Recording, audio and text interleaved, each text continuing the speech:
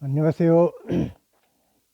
박인철 방송 나는 나 120번째 시간입니다.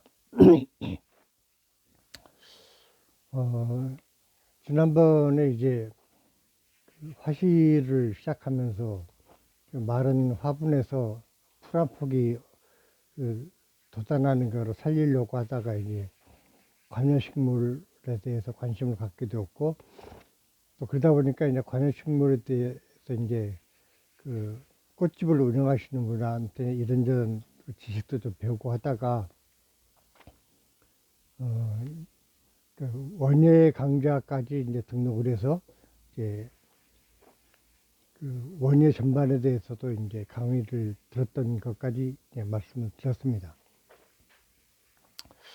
그렇게 이제 화실 운영을 한 1년여 했는데 그 화실 운영이라는 게 제가 이제 대학 졸업하고 이제 백수로 머물 수가 없어서 마지못해 선택한 길이긴 했지만, 어쨌거나 이제 학생들이 한 명, 두 명 이제 모이고, 그러면서 이제 그 중에는 그림을 꽤 잘 그리는 친구들도 있었고, 또 굉장히 열심히 이제 노력하는 친구들도 있고, 이제 그랬었는데, 기억에 남는 그 지자들 이야기는 이제 다음에 하기로 하고, 뭐 그렇게 이제 한 1년 그 서대문에서 화실 운영을 하다 보니까, 이제 1년쯤 지났을 때 그 회화동 로타리에 또 좋은 화실 자리가 났다는 소문을 듣고, 어차피 이제 서대문에서는 이제 그 계약 기간 만료되어서 뭐 계약 기간 이제 연장을 하면 됐지만, 장소가 회화동 로타리가 낫겠다 싶어가지고 이제 옮기기로 결심을 했습니다. 그 이제 요즘에야 뭐 임대차 그 계약을 하려면은 인터넷에다가 이렇게 공지를 올려놓으면은 필요한 사람들이 이제 이걸 보고 이제 바로바로 이제 연락을 해서 그 부동산 그 업체를 통하지 않고도 요즘은 바로 이렇게 통하고 그러는데, 그 당시에는 뭐 인터넷도 없었고 스마트폰도 없었고 그러던 시절이기 때문에 어, 대체로 이제 그 화실 같은 데는 그 미술대학을 전공한 이제 선후배들을 통해서 입소문을 통해서 이제 그 들어올 사람을 구하는 그런 경우가 많았습니다. 저도 이제 그 후배들이랑 선배님들이랑 이렇게 연락을 해가지고 제가 화실 운영을 1년 했는데, 좀 잘 옮기려고 하니까 여기 누군가 와서 화실할 사람이 있으면은 그 임대 소개를 좀 해줬으면 좋겠다라고 이제 연락들을 여기저기 했습니다. 그러고 이제 며칠이 지났는데, 어, 뭐 홍대미대를 나왔던 것 같아요. 그냥 그분이 이제 와서 뭐 이런저런 얘기 좀 하다가 이제 화실을 쭉 둘러보고는 바로 이제 계약을 하겠다라고 하시는 계셨어요. 저는 뭐 계약이 쉽게 되니까 이제 반갑기도 했는데, 너무 또 일이 쉽게 풀리니까 좀 얼떨떨한 기분도 들고 그랬습니다. 아무튼 본인이 이 화실이 마음에 드니까 내가 인수하겠소라고 하니까 이제 저는 기꺼이 이제 계약서에 서명을 하고 이제 넘겨드렸습니다. 그리고 이제 저는 이제 며칠 있다가 그 해화동 로터리에 있는 그 새로 이제 제가 옮기기로 했던 그 화실로 이제 꼭 필요한 짐들만 가지고 이제 이사를 했습니다. 그러고 나서 얼마 있다가 이제 내가 운영하던 그 화실이 잘 되고 있는가 이제 또 궁금하기도 하고 해서 이제 다시 그 수산문에 찾아가서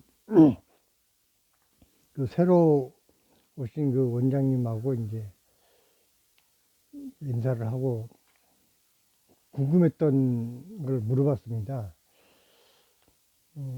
이 화실이 뭐 시설이 그렇게 아주 뛰어난 것도 아니고 또 무슨 특별한 어떤 그 프리미엄을 붙일 만한 조건이 없는데 어떻게 이렇게 한번 둘러보고 바로 그 인수 결정하셨습니까? 하고 이제 물어봤죠.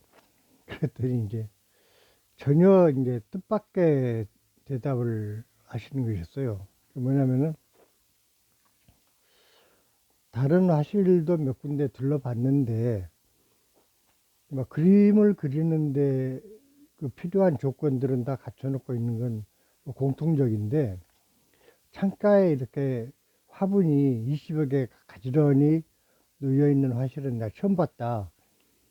그, 그 화분을 사랑하는 그 마음이 그 예술을 사랑하는 마음과 일맥상통하는 것 같아서 그게 마음에 들어가지고 그냥 기꺼이 계약을 했다라고 이제 얘기를 하시는 거였습니다.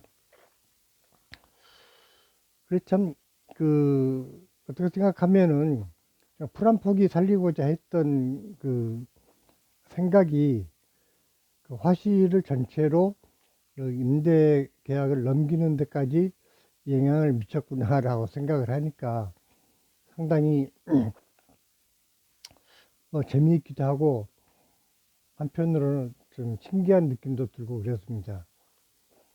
근데 우리가 그 살아가면서 사소한 것, 정말 별것 아닌 것들에 대해서 그 가치를 인정하고 존중하고 소중하게 여겼을 때 거기에는 거기에 따른 그 반대급부가 반드시 돌아오는 것이 아닌가라는 생각을 하게 되었습니다. 이제 그러다 보니까 또 그 제가 뭐 불교 신자가 아닙니다라고 강조하면서도 저의 삶의 그 커다란 어떤 그 기둥이 되어주는 것이 이제 불교적 가르침이다 보니까 그 스님들 이야기를 이제 많이 접하고 그랬었는데,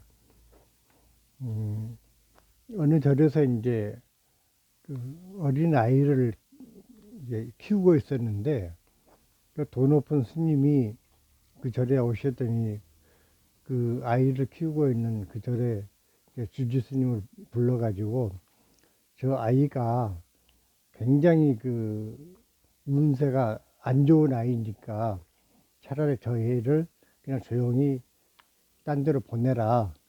여기다 두면은 어떤 그 해를 끼칠지 모른다라고 이제 얘기를 하더라는 겁니다. 그래서 이제 참 그 어렸을 때부터 이렇게 이제 키우던 아이긴 했는데 또 돈 높은 스님이 그렇게 얘기를 하시니까 그 주지 스님 입장에서도 좀 난처 있겠죠. 어쨌든 그 한 개인의 운명도 중요하지만 그 사찰에 전체적으로 나쁜 영향을 미친다고 하니까 차라리 이제 그러면 제가 그냥 좋은 길을 찾아갈 수 있도록 놔주는 것이 또 나을 수도 있겠다 싶어가지고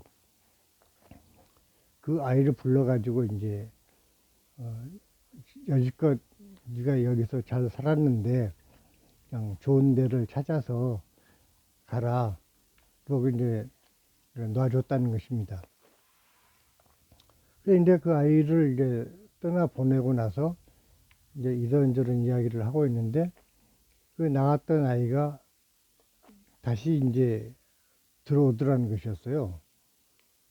그래가지고 그 아이가 왜 다시 돌아왔느냐 하니까는 아니 그냥 왠지 오늘은 떠나고 싶지 않아서 오늘 하루만 더 묵고 떠나겠습니다 라고 했다는 것이에요. 근데 그런 얘기를 옆에서 유심히 듣고 있던 그 덕 높은 스님이 그 아이를 내보내 놓고 이제 그 주지 스님한테 저 아이의 상이 완전히 바뀌었으니 절대 내보내지 마라. 저 아이를 이 절에서 꼭 데리고 잘 키워라 라고 이제 얘기를 했더라는 겁니다. 그래서 이제 좀 어이가 없었겠죠. 좀 전까지만 해도 저 아이 관상이 안 좋으니까 내 보내라라고 하시더니 오히려 저 아이의 상이 엄청나게 좋아졌으니 절대 딴 데로 보내지 말고 이제 잘 데리고 있어라라고 하니까 이제 이상했다는 거죠. 그래서 그 아이를 다시 불러가지고 네가 지금 절에서 나가가지고 무슨 일이 있었느냐. 네가 그 나가서 다시 돌아올 때까지 그 얘기를 한번 쭉 해봐라라고 이제 했다는 것입니다. 그랬더니 이제 그야말로 이제 쫓겨났던 아이가 그 이제 머리를 이러저러 굴리더니 뭐 특별히 제가 한 일은 없고요.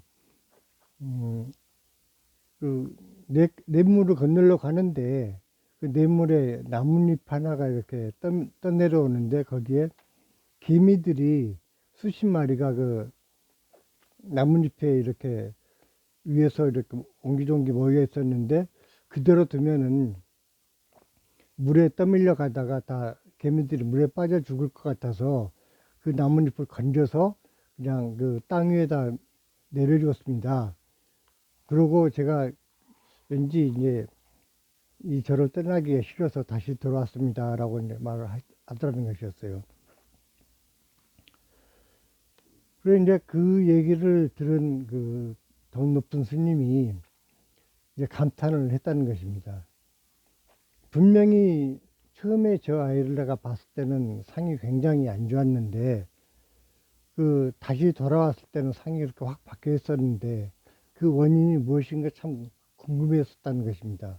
근데 그 아이가 한 일이라는 것이 그 나뭇잎에 그 나뭇잎을 타고 이제 둥둥 떠내려가던 그 개미 몇 마리 살려준 것, 그것이 한 인간의 그 관상을 그 통째로 바꾸고, 관상을 바꿨다는 얘기는 그 아이의 운명을 통째로 바꿨다는 얘기가 되는 것입니다.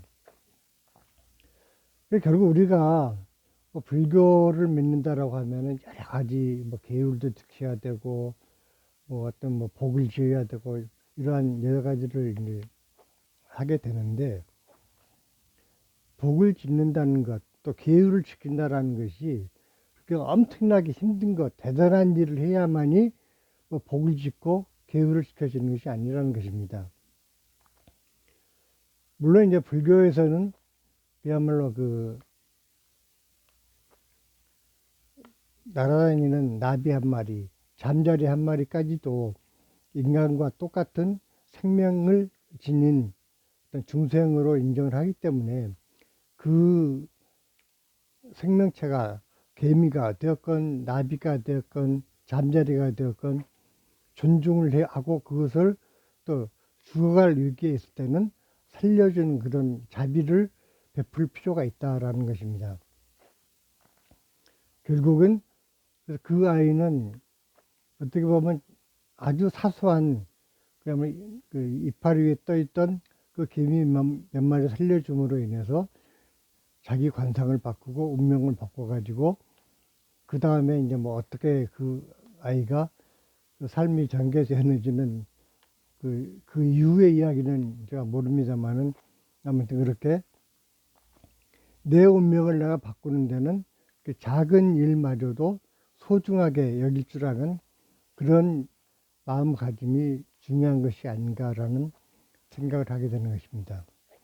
즉, 뭐 또 이렇게 얘기하면 제가 제 자랑하는 것 같아서 좀 쑥스럽긴 합니다만은 그 불안폭이 살리려고 했던 그 노력이 제가 원했던 어떤 화실 이전이라든가 그런 것들을 손쉽게 일이 풀려나갈 수 있도록 도와주는 그 계기가 되지 않았는가라는 생각을 하면서 그 뒤로도 더더욱 그야말로 곤충 한 마리, 풀 한 포기도 소홀히 여기지 않는 그런 마음가짐이 필요하겠다라는 각오를 다지게 되었다라는 말씀을 드리면서 오늘 이야기는 이만 줄일까 합니다.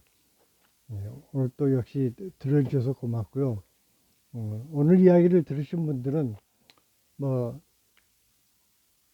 글쎄요, 교훈이 될지 안 될지 모르겠지만은 어쨌거나 우리가 우리 주변에 있는 모든 것들을 소중하게 여기고, 하다못해 돌멩이 하나라도 함부로 대하지 않고 그 존재하는 모든 것이 그 나름대로 가치를 가지고 있고 중요하다라는 마음을 가지면서 살아가면은 이 세계가 좀 더 평화롭고 모든 사람들이 행복할 수 있는 그런 극락에 가까운 세계가 되지 않을까라는 생각을 하면서 오늘은 이만 줄이겠습니다. 감사합니다.